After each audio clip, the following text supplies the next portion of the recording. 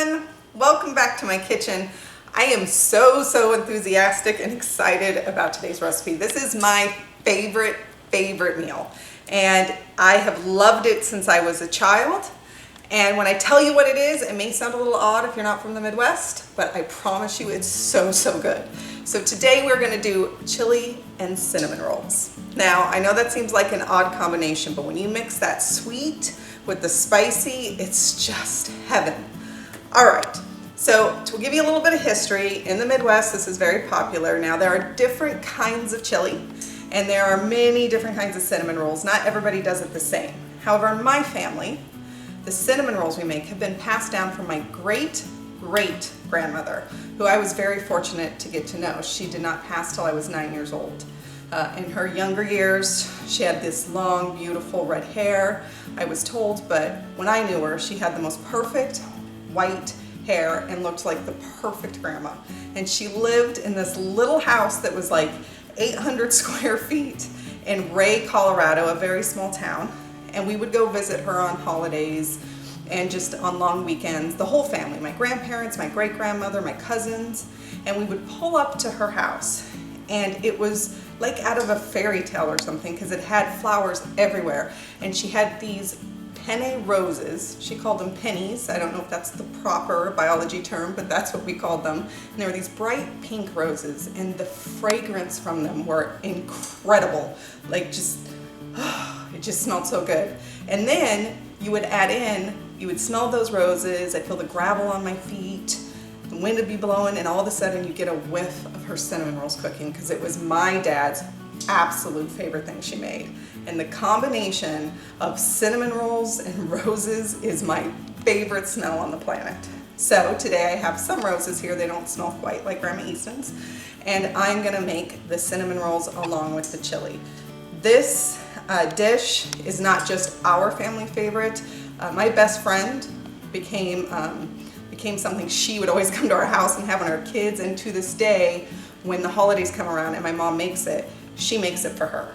In fact, I think she makes it for her more than she makes them for me, but that's because they live next to each other, and she's my best friend and one of the best friends you could ever have, so I'm going to forgive her for getting cinnamon rolls made by my mother more than I do. Now, that being said, I can't wait to take you on this journey. I'm making these today because, as I said, it's a family favorite. I have a 10-year-old, or soon to be 10-year-old, coming on Monday, and he loves these as well and has requested them for breakfast. You may know him. He was the wizard in a previous episode, and it's Carson's 10th birthday. So come with me and let's make some cinnamon rolls and then the chili. All right, so now it's time to look at what ingredients we're gonna need to make this delicious meal.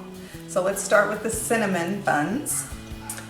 We're gonna start with brown sugar and then cinnamon, sugar, butter, Karo syrup.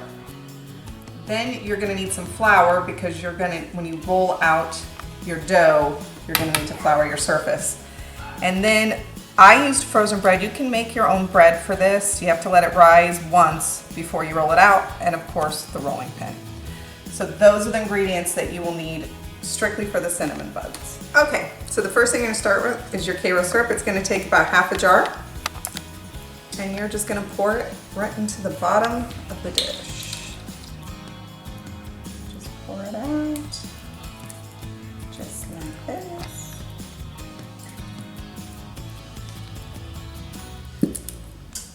Squeeze all that sugar out. Now, if you're trying to do a slightly less sugary version of these, you can use sugar-free maple syrup. I have done that before for family members that are diabetic. It's another process. And then I use this blend of brown sugar. But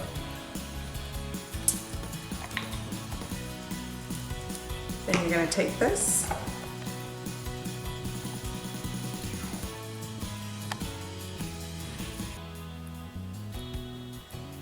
I'm just gonna smooth it around, just like that, till it's all covered. And now I'm gonna sprinkle the brown sugar on top of that. Nice and generously. Now we call these cinnamon buns. but they're really similar to sticky buns. Between a sticky bun and a cinnamon roll.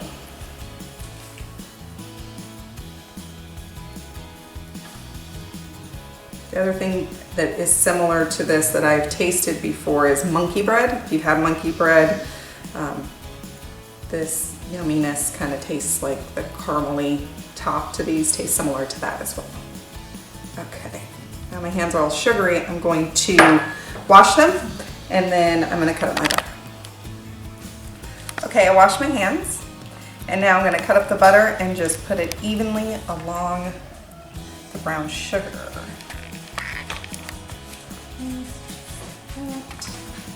Small little slices, about a teaspoon each. You want to get technical, but it doesn't matter all that much as long as you just spread it out. And it's a whole stick of butter that you're going to put on there. So these are definitely not diet food.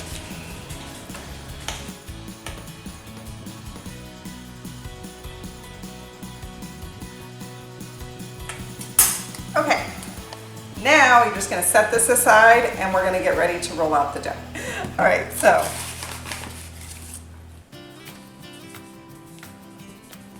just really flour this so it doesn't stick.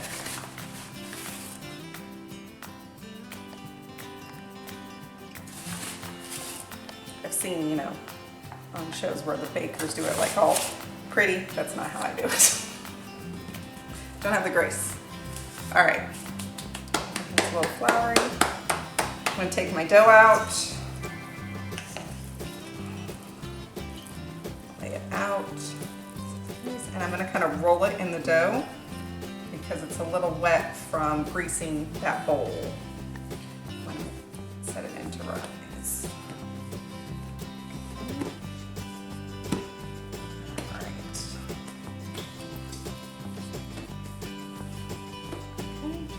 Spread my flour, and then I want to get my rolling pin, nice and floured. I'll move my bowl to the side, and we'll start to roll out.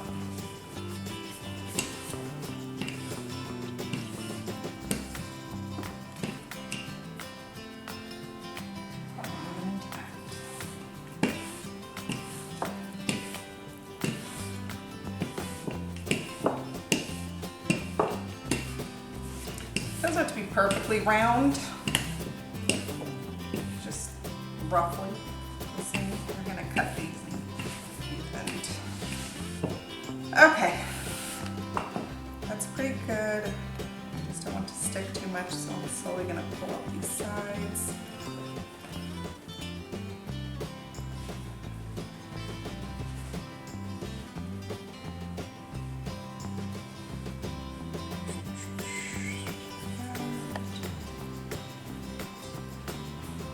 Good. I still want some flour under there. Okay.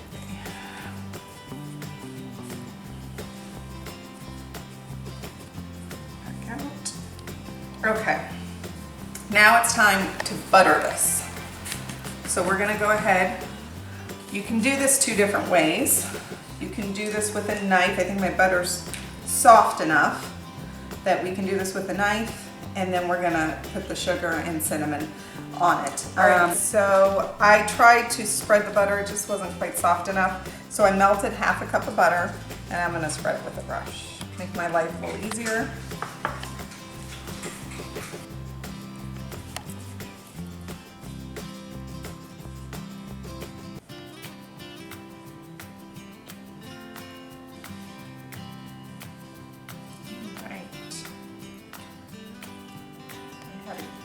Quarter cup melted, and not a quarter cup, I'm sorry, half a stick. And I didn't use that much, so I probably used about 2.5, 3 tablespoons of butter on that. Now it's time to put all the cinnamon and sugar on it. So to have exact measurements is tough to tell you on this. So for the sugar, I just kind of put it in my hand. I just take it and I start putting it everywhere.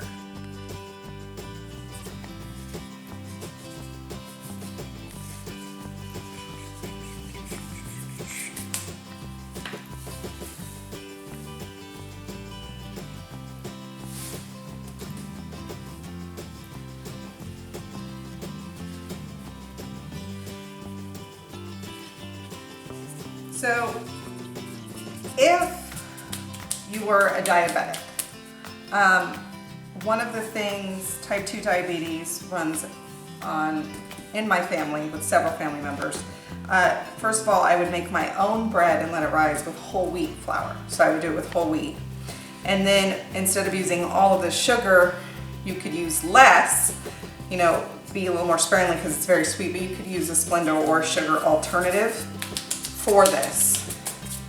Obviously the cinnamon you can still use, but that's what I would do as I was making this. So whole wheat bread and then use a sugar alternative, just not as much because it's always much sweeter than the actual sugar.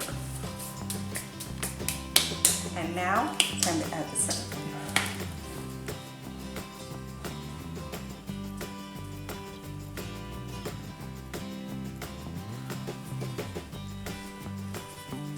Some of this is rolling off.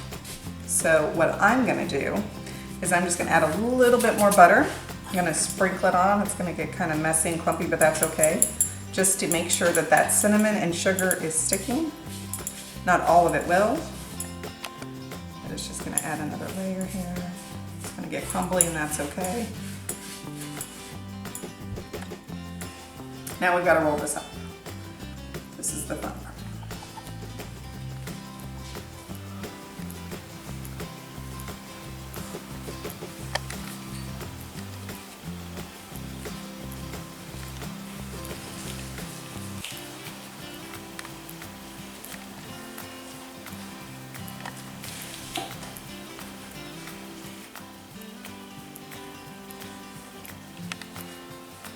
Now, some people would cut the edges so it rolls all perfectly, and then every cinnamon roll looks just like the other.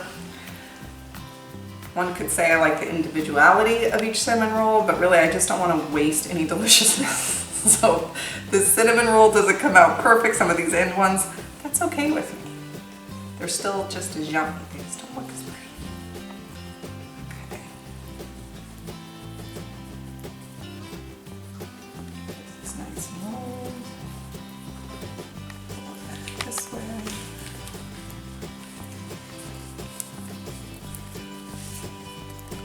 Okay.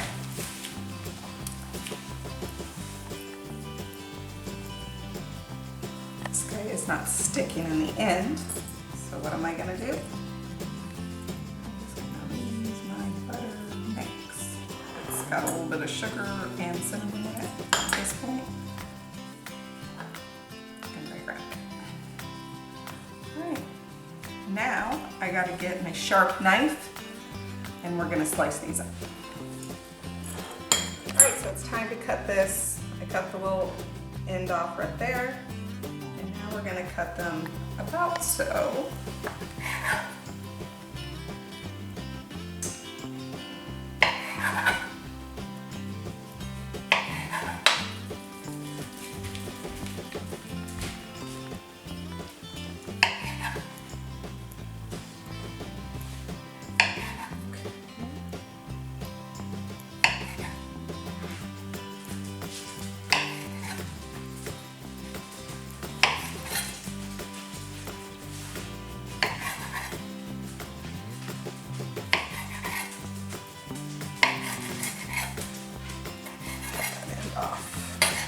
All right. Now we're gonna fluff them up a little bit.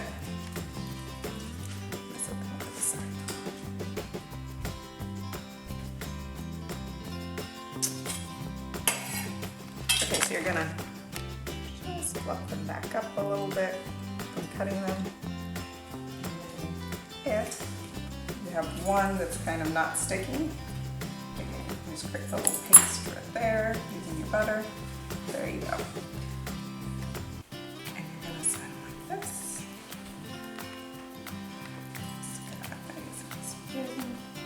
These are gonna rise again, so you're gonna want to give space between them.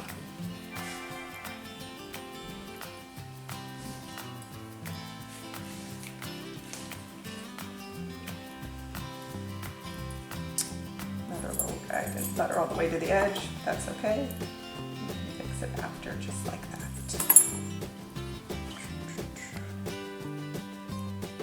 I stagger them.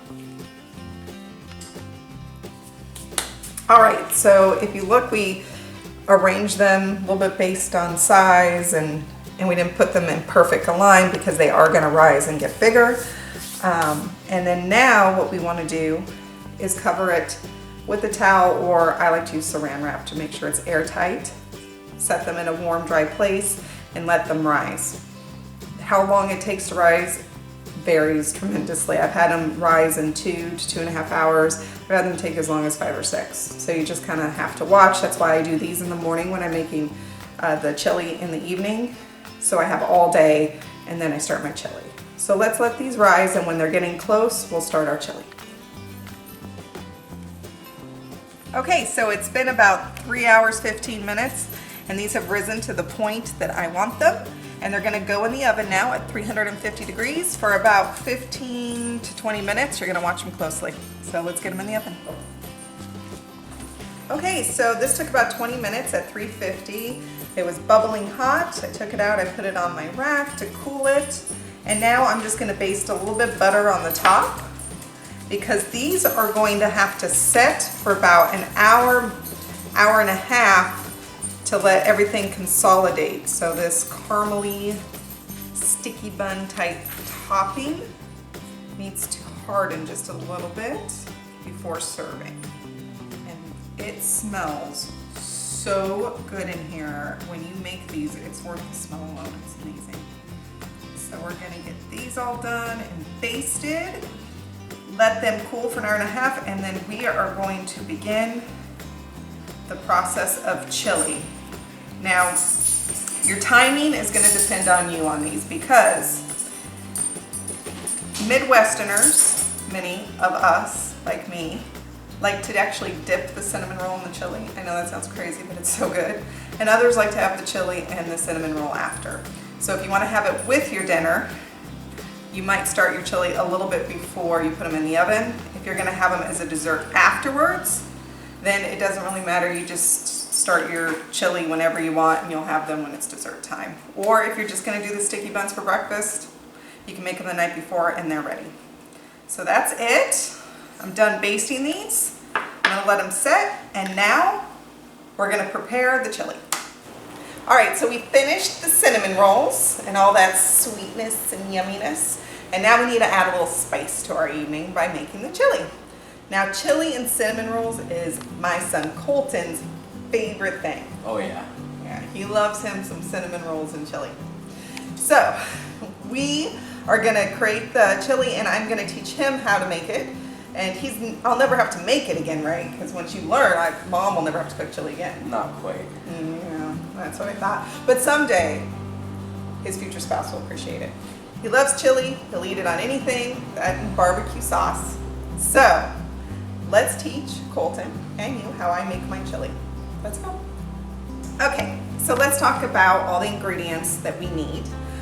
We're gonna start talking about the spices, because let's face it, like chili is all about all of those spices coming together. So the spices you're gonna need for this are the obvious: chili powder. You're gonna need 2.5 tablespoons of that. You're gonna need 2 tablespoons of cumin.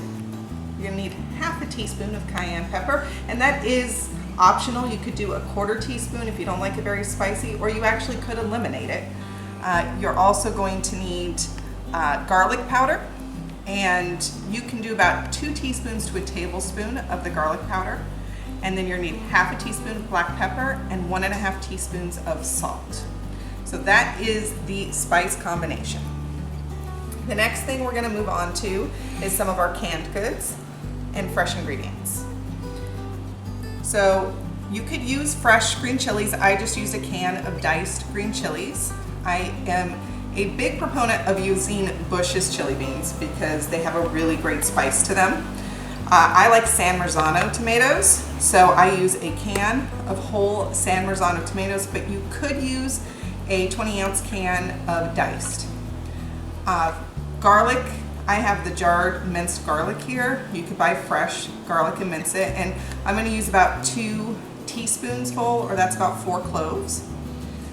The olive oil is just to saute all the vegetables and the garlic prior.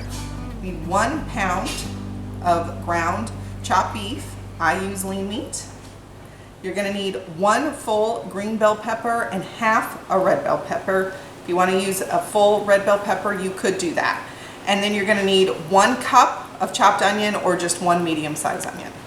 And those are the ingredients. So now let's get started by sauteing our peppers, our garlic, and our onion in olive oil. Okay, so we are gonna turn the burner on to about a medium. I'm gonna do this all in one pot. So we're gonna start by adding our olive oil.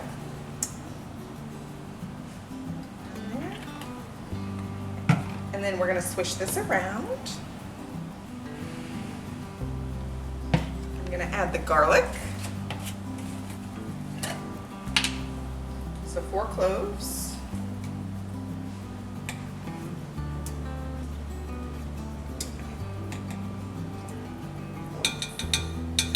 With that done, I am gonna let Colton do the honors. Colton, would you please add the peppers and the onion?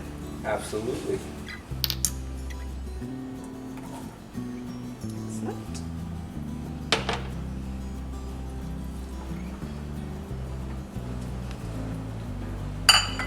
Okay, now you're going to take that and just swish it all around. Mix it all up with the olive oil. All right.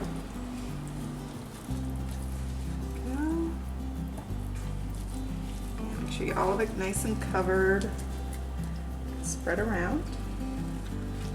We're gonna start letting that saute. We'll let it saute for 2 to 3 minutes before we add our ground beef. So we get a little sizzle on it. All right. Excellent, thank you, sir. No problem. All right, let's just wait about a minute or 2 and then we'll add our ground beef. All right, Colton, while we wait for that to saute and wait to add our ground beef, will you open the cans for me, sir? Sure. Well, that's one way of doing it. Yeah. All right, so these have sauteed enough. They're looking just right. So it's time to add our ground beef. Can you do me the honors, please? Absolutely. Thank you, sir. All right, and we're gonna take a spatula and just mix this all up. This is lean meat, so there's gonna be very little grease that comes off of it. Get it all mixed in together. Okay, so we're gonna get this until it's nice and brown, and then once this is all browned, we are going to go ahead and add all of our spices and our canned goods.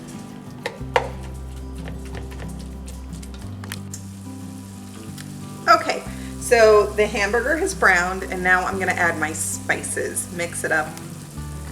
So, let's start with the chili powder. Do you remember how much? It's a tablespoon? 2.5 tablespoons. So I'm gonna fill that. And if you're me, you're gonna go over a little bit, and it's gonna be okay as long as you don't go crazy. Now we're gonna do a tablespoon of garlic powder.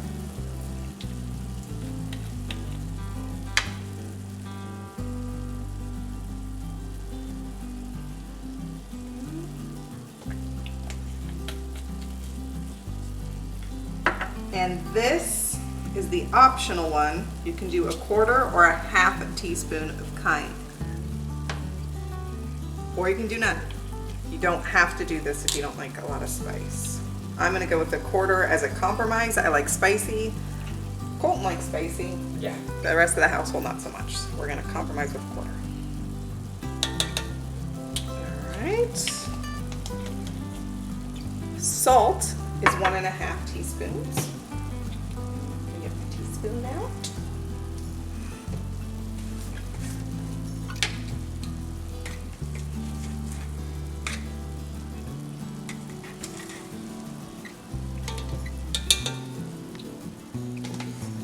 And pepper is going to be 1/2 teaspoon.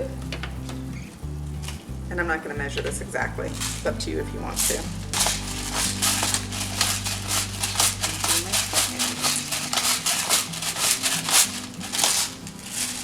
All right, and that's the spices. So now we're gonna take this and mix it all up. get the spices all over that meat. Smells good, doesn't it? Oh yeah.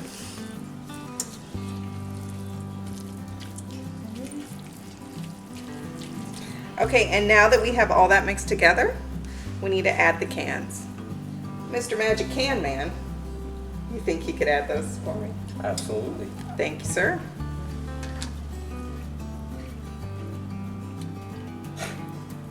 You gotta shake it. Shake it.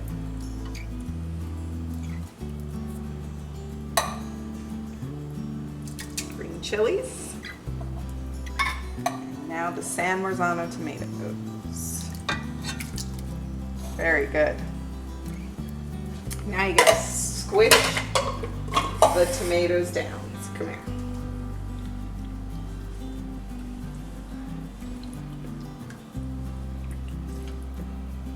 Just use this.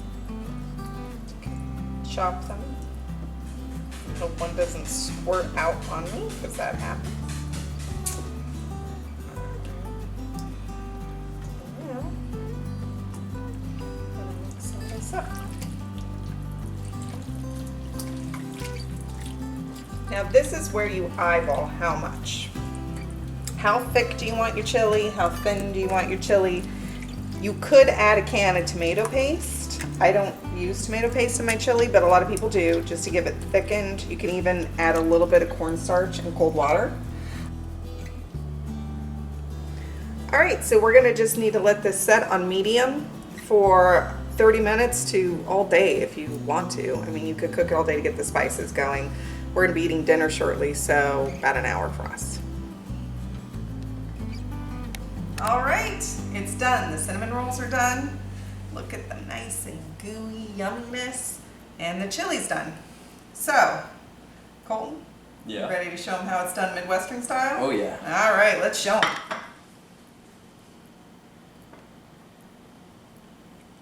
That's right. It's so delicious together. I'm telling you, I know it may seem weird if you're not from the Midwest, it's so good. This tradition is one of my favorites. It comes tied with so many great family memories. So I hope you fall in love with this like I love this and enjoy it. And until the next time we're together, have a great time.